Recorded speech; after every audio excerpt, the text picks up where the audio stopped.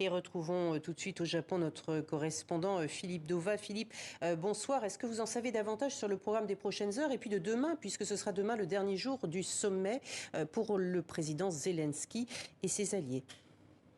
Bonsoir Isabelle. Oui, alors on a quelques précisions. Il n'y a pas de temps mort dans l'agenda du président Zelensky depuis son arrivée cet après-midi à Hiroshima.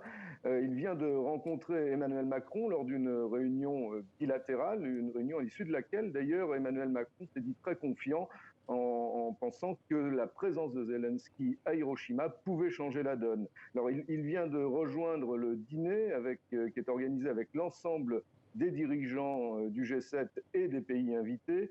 Il devrait également avoir un entretien en tête-à-tête avec Joe Biden, un Joe Biden qui est très excité et qui s'est dit vraiment impatient de retrouver son ami Zelensky. Demain, c'est une journée très chargée aussi, avec au programme 2 sessions. La première, elle sera réservée uniquement aux membres du G7 et elle portera sans surprise sur la guerre en Ukraine. La seconde session regroupera l'ensemble des dirigeants invités, c'est-à-dire les membres du G7, mais aussi les autres nations.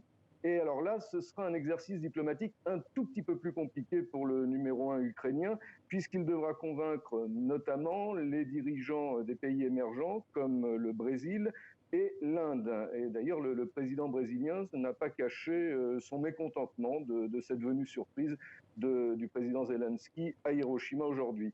Alors enfin, il devrait se rendre avec le Premier ministre japonais Kishida au musée du Mémorial de la Paix avant de conclure sa visite par un discours, vous vous en doutez Isabelle, très attendu ici.